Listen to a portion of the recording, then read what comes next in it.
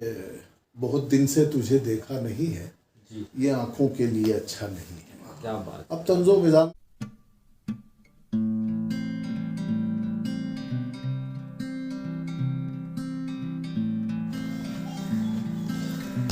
Hello दोस्तों, मैं इसके व्लॉगर फिर से आ चुका हूँ आपके बीच। आज एक नया व्लॉग लेकर के, आज एक नई वीडियो लेकर के।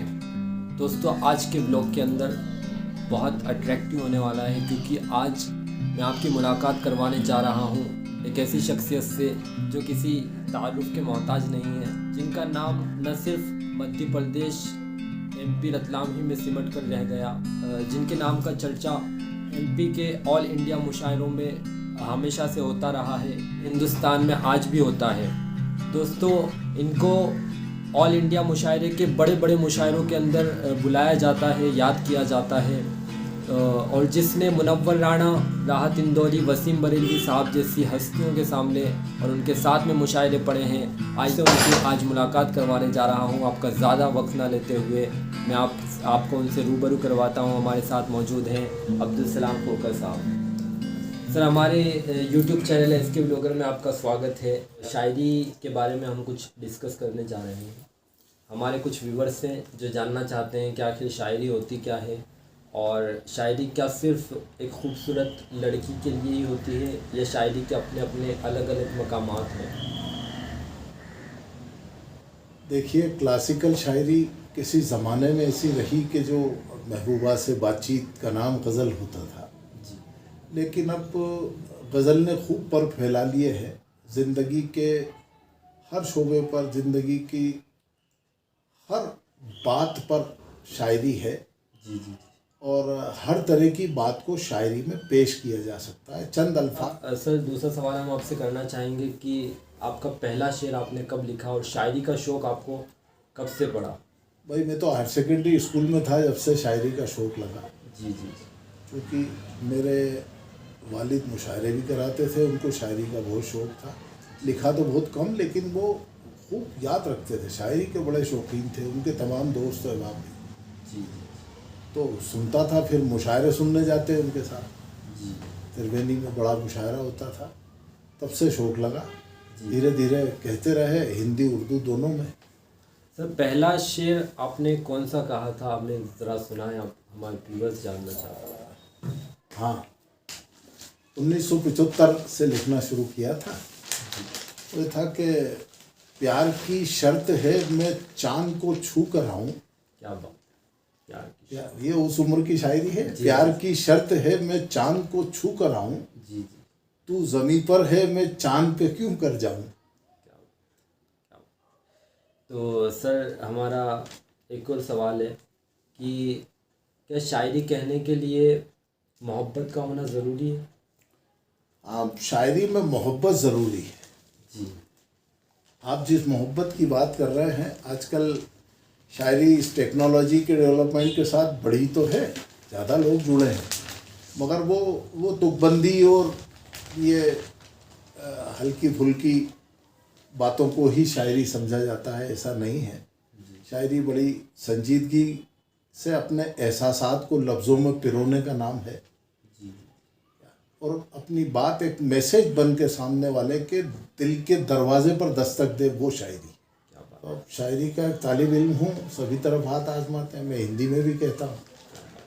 मेरे 4 मिसरे हैं। जी जी सर, मैं वही चाह रहा था कि आप कुछ अपना सुनाएं तो थोड़ा सा। दोनों ज़बां है मेरी, दोनों अदब है मेरे। जी।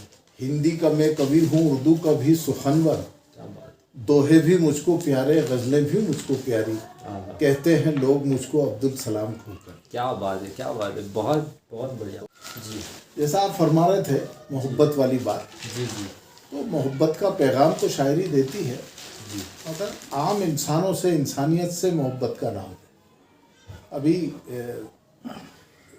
साल भर पुराने मेरे 4 मिसरे हैं जी। कि कौन कहता है कि व्यापार से जोड़ा जाए, कौन कहता है कि व्यापार से जोड़ा जाए, दर्द इंसान का आधार से जोड़ा जाए, और नफ़रतों की तो ज़रूरत ही नहीं जीवन में, दिल के रिश्तों को सदा प्यार से जोड़ा जाए। क्या बात है। प्यार की ज़रूरत तो इंसानियत के लिए मोहब्बत ज़रूरी है। जी जी। और ज़िंदगी के हर पैगाम को, हर समस्या को, हर प्रॉब्लम को अपन रख सकते हैं शायरी में, मोहब्बत के साथ और खुलूस के साथ। और उसके साथ साथ ये है कि लोगों का इंटरटेन भी होता है, लोगों को अच्छा महसूस हो। जी सर, शायरी जैसे कि लाफ्टर वाली भी होती है और संजीदा शायरी भी होती है, तो आप, मैंने सुना, दोनों ही तरह की शायरी करते हैं। हाँ, मैं दोनों तो कुछ तरह आप करता हूँ। लाफ्टर वाली कुछ शायरी सुनाएं। लाफ्टर वाली 4 मिसरे सुनाता हूँ कि आप जैसे नौजवानों को नज़र जी जी, कि कोई मंतर चल न पाया क्या बात और न छल से गया, जी, वो काग जैसे ही खुला तो जिन बोतल से गया, क्या बात और डॉक्टर भी ठीक ना कर पाए उस बीमार को, जी, इश्क वाला रोग था जो सिर्फ चप्पल से गया। क्या बात है, क्या बात है, बहुत अच्छा है, बहुत अच्छा। और जहाँ तक संजीदगी की बात है, कोई मैसेज होना चाहिए। एक बार अहमदाबाद में प्रोग्राम संचालन निज़ामत के लिए भी, दीगर प्रोग्राम में निज़ामत, सभी तरह के प्रोग्राम में जाता हूँ निज़ामत के लिए। जी वहाँ ये कहा था कि 4 मिसरे कि इज़्ज़त व अखलाक का अपना सहारा जल रहा है। गुजरात दंगे के 10 महीने बाद, आज भी सुनाता हूँ ये। इज़्ज़त व अखलाक का अपना सहारा जल रहा है, इसे हिंदी में कहें प्यार में विश्वास का अपना सहारा जल रहा है, नफ़रतों की आग में गुलशन हमारा जल रहा है, वो खौफ की चिंगारियों में आपसी रिश्ते जले हैं, भाई तो जिंदा है लेकिन भाईचारा जल रहा है। क्या बात है, क्या बात है, बड़ा गहरा शेर है, बहुत बढ़िया, बहुत ये संजीदगी की बात है। बहुत बढ़िया। उस वक्त में संजीदा गज़ल का एक मतला याद आया कि आँखों की कैद दर्द के दरिया को छोड़कर, जी जी, आँखों की कैद दर्द के दरिया को छोड़कर आंसू निकल पड़े मेरी पलकें निचोड़कर। क्या बात, क्या बात। और आज ज़्यादा मांग तंज़ो मिज़ाह की है मुशायरों में, जी जी। और कवि सम्मेलन में कुछ आसान गज़लें, गीत वगैरह ये सभी पढ़ता हूँ। सर, तंजो मिज़ाह जो लफ्ज़ है वो थोड़ा सा उर्दू का लफ्ज़ है, हास्य व्यंग, जी हास्य व्यंग तंज़ो मिज़ाह। जी जी, हाँ वही थोड़ा सा आसान। आप तंजो मिज़ाह में कुछ सुना दें आप, कुछ अभी का कुछ लिखा हुआ। हाँ, कि उसने फ़कत 4 मिसरे देखें कि उसने फ़कत कयास में क्या क्या समझ लिया, जी अच्छा समझ लिया, कभी लुच्चा समझ लिया, जी, अब उसकी याद में ज़रा दाढ़ी क्या बढ़ गई, उसने मुझे पतंजलि बाबा समझ लिया। क्या बात है, क्या बात है, बड़ा अच्छा। अभी मैं LIC की डेवलपमेंट ऑफिसर की नौकरी से रिटायर हुआ हूँ अप्रैल 2021 में। जी उसके बाद 4 मिसरे हुए, जी, 4 लाइनें देखें जी, कि घूरती रहती है तुझ ही को हसीनाएं सब, क्या बात है। दर्द बयान कर रहा हूँ। जी जी, घूरती रहती हैं तुझ ही को हसीनाएं सब, जी, कौन बोला था ये तुझसे कि तू शायर हो जा, और पेंशन देख के मुझसे मेरी बीवी बोली जितनी जल्दी हो तू दुनिया से रिटायर हो जा। क्या बात है, क्या बात है। ये तंज़ो मिज़ाह, ये हास्य व्यंग है। जी जी जी, बड़ा मज़ा आया, बहुत अच्छी थी ये भी। तो दोस्तों, आपने फ़नी शायरियाँ भी कुछ आजकल जो चलती है लाफ्टर टाइप की, मुझे लगता है कि आपने सलाम साहब से जो शायरियाँ सुनी उसमें आपका भी इंटरटेनमेंट हुआ होगा। आइए हम और आगे का इनका सफ़र जानने की कोशिश करते हैं। और मैं आपको बता दूं कि राहत इंदौरी के साथ भी इनका एक बहुत अच्छा सफ़र रहा है, और राहत इंदौरी को आप में से, मुझे लगता है और जहाँ तक मैं जानता हूँ, हर इंसान जानता होगा। तो आइए राहत इंदौरी के साथ सर का सफ़र कैसा रहा सलाम साहब का, हम ये जानते हैं इनसे। सब वो तो खैर बहुत बड़े शायर थे हमारे दौर के जी, उनके साथ बहुत मुशायरे पढ़ने का शरफ हासिल हुआ। जी, वो तंज़ो मिज़ाह के साथ साथ ये जो संजीदा चीज़ों में जो मेरे कुछ मिसरे उन्होंने पसंद किए थे और वो सुनते थे, जी, वो अर्ज़ कर देता हूँ। ज़रूर सुना। एक गज़ल से एक मतला और तज़मीन का शेर है, जी सर, मतलब कुल 4 लाइनें उस गज़ल से, कि बेटी के मुतालिक, कि किसी के हाथ में खुशहालियों की माला है, किसी के पाँव में दुश्वारियों का छाला है, कठिनाइयों का। जी, किसी के हाथ में खुशहालियों की माला है, किसी के पाँव में दुश्वारियों का छाला है, वो हमारी लाडली ससुराल की चहेती है, जी। कहाँ चिराग जला है, कहाँ उजाला है। क्या बात, क्या बात, वाह। और एक गज़ल के 2-3 शेर जो अभी उदयपुर के एक सफ़र में उन्होंने बड़े वहाँ पर मुझे हुक्म दिया, मैंने सुनाया और बाद में प्लेटफॉर्म पे फिर से सुने, बड़ा पसंद करते थे जी। वो हाजिर किए देता हूँ कि उस गज़ल का मतलब ये है कि खुशबू नहीं थी उसमें मगर दिलकशी तो थी। खुशबू नहीं थी उसमें मगर दिलकशी तो थी। वो कागज़ का फूल देखने तितली रुकी तो थी। क्या बात है। वो शेर है कि उसने किया था रात का डटकर मुकाबला। जी। उसने किया था रात का डटकर मुकाबला। वो जुगनू मियाँ के हाथ में कुछ रोशनी तो थी। जुगनू मियाँ के हाथ में कुछ रोशनी तो थी। क्या बात। और ये शेर भी उनका बहुत पसंदीदा है। उस वक्त लिखा था जब रतलाम में एक 4 लेन रोड बन रहा था। जी। बहुत सारे दरख्त काटे गए थे। चल रहा। उस वक्त लिखा जब बहुत सारे ये 4 लेन में दरख्त कटे थे जी जी जी। कि खुशबू नहीं थी उसमें मगर दिलकशी तो थी। कागज़ का फूल देखने तितली रुकी तो थी। और ये शेर के कटकर पड़ा था पेड़ भी चौड़ी सड़क के पास। आप भाई बहुत पसंद करते थे शेर। कटकर पड़ा था पेड़ भी चौड़ी सड़क के पास। डाली पे छांव ढूंढने चिड़िया गई तो थी। क्या बात, क्या गहरा। खुद को बचा के लाई थी माँ अस्पताल से। बच्चों को देख लेने की हसरत बची थी। वाह वाह वाह, बहुत अच्छा है, बहुत अच्छा है। और आज के माहौल के लिए कहना चाहूँगा, एक कथा है कि गज़ब की आन वाले हैं जी, निराली शान वाले हैं। जी जी। गरीबी ज़ात है अपनी मगर ईमान वाले हैं। क्या बात। हमारे आबाओ अजदाद इस मिट्टी में है शामिल। हमें तो फ़ख्र है इस पर के हिंदुस्तान वाले। क्या बात है, क्या बात है, वाह, बहुत बढ़िया, बहुत अच्छा। इस तरह की शायरी कर लेता हूँ। तालिबे इल्म हूँ, सीख रहा हूँ। सर बहुत अच्छी शायरी आपने सुनाई, बहुत मज़ा आया, बहुत अच्छी शायरी आपसे सुनने को मिली। सर एक शेर आपका मैंने सुना था कि जो मुनव्वर राणा साहब को आपने डेडिकेट करते हुए। अच्छा, कि वो हज़ल में। हाँ जी जी जी, वो एक बात सुना दो। वो मेरी एक हज़ल से मकता है जी। मैं उसका मतलब सुनाता हूँ कि अगर रिश्वत नहीं दूंगा तो अफसर जान ले लेगा।